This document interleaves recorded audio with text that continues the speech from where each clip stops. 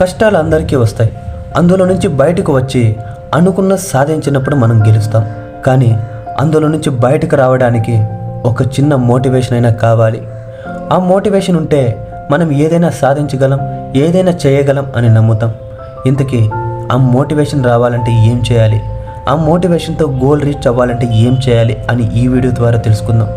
First, motivation అనే పదం motive అనే పదం ద్వారా డెరైవ్ చేయబడింది.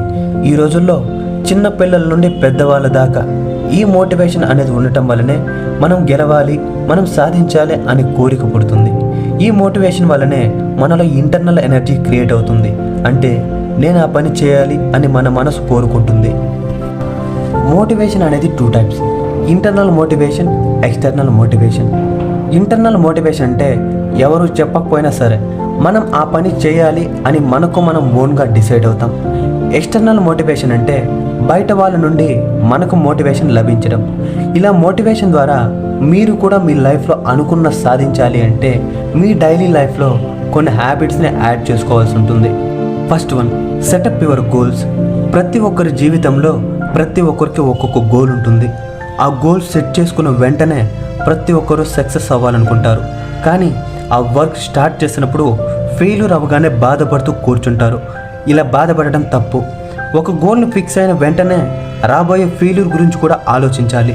ప్రపంచానికి సమాధానం ఇవ్వకపోయినా పర్లేదు, మనకు మనం సమాధానం ఇవ్వగలిగి మనల్ని మనం సమర్థించుకోగలిగితే చాలు. మీరు మీ జీవితంలో ఏం సాధించాలనుకుంటున్నారో దానిపై మీకంటూ ఒక క్లారిటీ ఉండాలి. అలాగే మీరు ఏం సాధించాలనుకుంటున్నారనే దాని గురించి ఒక నోట్బుక్లో రాసుకోవాలి. సపోజ్ ఒక సింగర్ కావాలి అనుకుంటున్నారు. ఫస్ట్ పేజీలో నేను సింగర్ అవ్వాలి అనే లైన్ని పెద్ద అక్షరాలతో రాయండి. మీరు ఆ నోట్బుక్ ఓపెన్ చేసిన ప్రతిసారి కూడా మీలో మోటివేషన్ ఎక్కువ అవుతుంది, సాధించాలనే కసి పెరుగుతుంది. అలాగే మీరు చూస్ చేసుకునే కెరీర్ని రీచ్ అవ్వడానికి మీరు 100% బెస్ట్ ఇవ్వాలి, కష్టపడాలి. ఇక్కడ మీరు ఎంతో ఇష్టపడే గోల్ కోసం పడే కష్టం కూడా ఇష్టంగానే ఉంటుంది. సింగర్ అయిన తర్వాత మీరు ఎలా ఉంటారు అనే ప్రతిరోజు గుర్తుకు తెచ్చుకుంటూ ఉండాలి. అప్పుడే ప్రతిరోజు కూడా ఆ పొజిషన్ని రీచ్ అవ్వాలని అనిపిస్తుంది. Second one, self talk. మనలో మనం మాట్లాడుకోవాలి. మనలో మనం మాట్లాడుకోవడం వల్ల ఎంతో యూజెస్ ఉంటాయి. మన కెపాసిటీ ఏంటి, మనం ఎలా ఆలోచిస్తున్నాం, ఎలా ఆలోచిస్తే సక్సెస్ అవుతాం, ఎలా ఆలోచిస్తే ఫెయిల్యూర్ అవుతాం, మన ఆనందాలేంటి, బాధలేంటి, ఇవన్నీ కూడా తెలుస్తాయి. ఈ రోజుల్లో చాలామంది వాళ్ళలో వాళ్ళు మాట్లాడుకుంటున్నారు, కానీ నెగిటివ్గా మాట్లాడుకుంటున్నారు. ఇలా మాట్లాడుకోవడం వల్ల వాళ్ళపై వాళ్ళకున్న నమ్మకం తగ్గిపోతుంది. అనవసరంగా ఎక్కువగా బాధపడాల్సిన సిచ్యువేషన్స్ ఎదురవుతాయి. ఇంతకీ ఆలోచించడానికి తగ్గించడం ఎలా? ముందుగా మీరు మీతో ఏం మాట్లాడుకుంటున్నారో ఒక్కసారి ఆలోచించండి. నెగిటివ్గా ఆలోచిస్తున్నారా, పాజిటివ్గా ఆలోచిస్తున్నారా? ఒకవేళ నెగిటివ్గా ఆలోచిస్తే లాభాలేంటి, పాజిటివ్గా ఆలోచిస్తే లాభాలేంటి? జస్ట్ వీటి గురించి ఒక్కసారి థింక్ చేయండి. ఇలా చేయడం వల్ల మనలో ఉన్న చిన్న చిన్న లోపాలని సరిచేసుకునే అవకాశం ఉంటుంది. అలాగే మనకు మనం ఒక బెస్ట్ ఫ్రెండ్గా మారాలి. ఏదైనా ప్రాబ్లం వచ్చినప్పుడు ఒక ప్రశాంతమైన ప్లేస్లో కూర్చుని మీతో మీరు మాట్లాడుకోండి. ఏం చేస్తే ఆ ప్రాబ్లంకి సొల్యూషన్ దొరుకుతుంది అని మీతో మీరు చెప్పుకోండి. కొంతమందికి ఇది వింతగా అనిపించినప్పటికీ ఒక్కసారి ట్రై చేసి చూడండి, ఖచ్చితంగా వర్కౌట్ అవుతుంది. ప్రతిసారి ఎదుటి వారిపై ఆధారపడకుండా ఫస్ట్ మన సైడ్ నుండి 100% ఎఫెక్ట్ పెట్టిన తర్వాత అప్పటికి కూడా సొల్యూషన్ దొరకకపోతే ఇంకొకరు ఆప్షన్ తీసుకోవడానికి వెళ్తే మంచిది. మనకు వచ్చిన ప్రతి కష్టం మనమే ఏరుకోరి తెచ్చుకున్నవే. ఏదైనా తప్పు చేస్తే మిమ్మల్ని మీరు తిట్టుకుంటారు. అలాగే ఏదైనా ఒక మంచి పని చేసినప్పుడు ఒక్కసారైనా మిమ్మల్ని మీరు మెచ్చుకున్నారా? ఒక మంచి పని చేసినప్పుడు మిమ్మల్ని మీరు మెచ్చుకోవాలి, అప్రిషియేట్ చేసుకోవాలి. ఎస్, నేను సాధించాను అనుకోవాలి. ఇలా చేయటం వల్ల మిమ్మల్ని మీరు తక్కువ చేసుకోవడానికి అవకాశం ఉండదు. మీలో ఉన్న నెగిటివ్ థాట్స్ వెళ్ళి మీపై మీకు కాన్ఫిడెన్స్ పెరుగుతుంది. అలాగే మీరు చూస్ చేసుకునే గోల్స్ కూడా హై రేంజ్లో ఉండాలి. మీ గోల్స్ ఎవరికైనా చెబితే నవ్వుతారేమో, ఏమైనా అనుకుంటారేమో అని పట్టించుకోకండి. నువ్వున్న స్థాయికి ఈ గోల్స్ ఏంటి, నువ్వు సాధించలేవు అంటారని పట్టించుకోకండి. మనందరికీ తెలిసిన ఒక డైలాగ్ ఉంది, శ్రమ నీ ఆయుధం అయితే విజయం నీ బానిస అవుతుంది. దీన్ని ఫాలో అవుదాం, కష్టపడదాం, లేట్ అయినా పర్లేదు, సక్సెస్ అవుదాం. Third one, be yourself.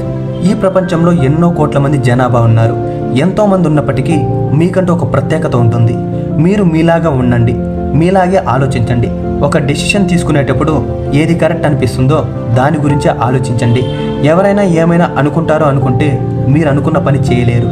ఈ ఒక్కటి అలవాటు చేసుకుంటే మీ జీవితంలో ఎంతో ఉపయోగపడుతుంది. అంతేకాకుండా జీవితంలో ఎప్పుడు హ్యాపీగా ఉంటారు, కొత్త విషయాలు నేర్చుకోవాలనే కోరిక పుడుతుంది. 4th one, be a unique piece. పుట్టిన ప్రతి ఒక్కరికి ఒక్కొక్క టాలెంట్ ఉంటుంది.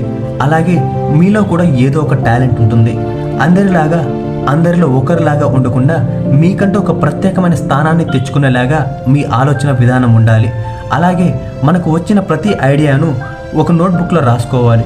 సిచ్యువేషన్ వచ్చినప్పుడు ఆ ఐడియాని ఇంప్లిమెంట్ చేసుకోవాలి. ఒక చిన్న ఆలోచన మన జీవితాన్ని మార్చేయచ్చు. 5th one, promise your self. మీకు మీరు ప్రామిస్ చేసుకోండి.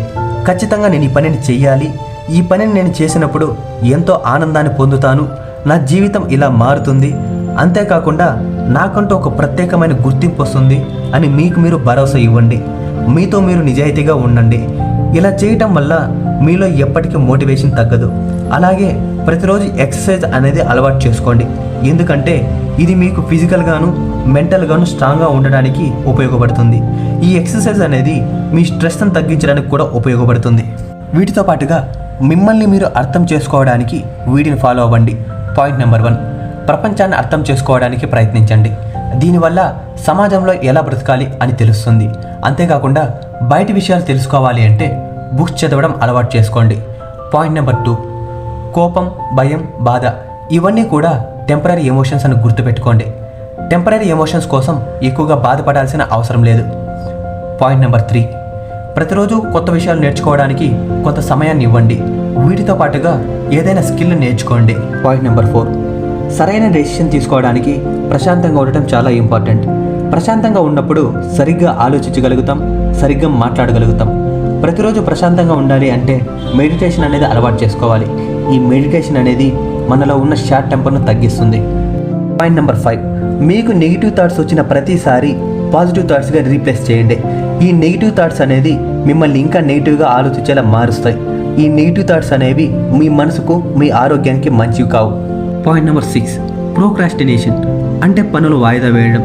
టెక్నాలజీ చాలా పెరిగిన ఈ రోజుల్లో చాలామంది కంఫర్ట్కి అలవాటు పడిపోతున్నాం. ఈ రోజుల్లో హార్డ్ వర్క్ చేసే వాళ్ళు చాలా తక్కువగా ఉంటే కంఫర్టబుల్ వర్క్ని చూస్ చేసుకునే వాళ్ళు ఎక్కువగా ఉంటున్నారు. దీనికి కారణం బద్ధకం. ఈ బద్ధకం అనేది చదువుకునే పిల్లల నుండి పెద్దవాళ్ళ దాకా ఎక్కువైంది.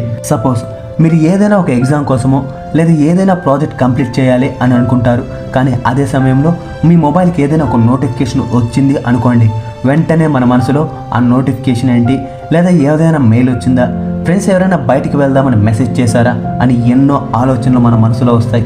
మనం ఆ మొబైల్ తీసుకుని మెసేజ్ చెక్ చేసే వరకు మన మనసు ఊరుకోదు. ఫస్ట్ ఈ అలవాట్లకు దూరంగా ఉండి కొత్త విషయాలు నేర్చుకోవడానికి ప్రయత్నించండి. పుస్తకాలు చదవడానికి స్టార్ట్ చేయండి. ఇలా చేయడం వల్ల మన క్రియేటివిటీ థింకింగ్ పెరుగుతుంది. మీకు ఈ వీడియో నచ్చినట్టయితే లైక్ చేసి, షేర్ చేసి, సబ్స్క్రైబ్ చేయండి. మరొక మంచి వీడియోతో మళ్ళీ కలుద్దాం.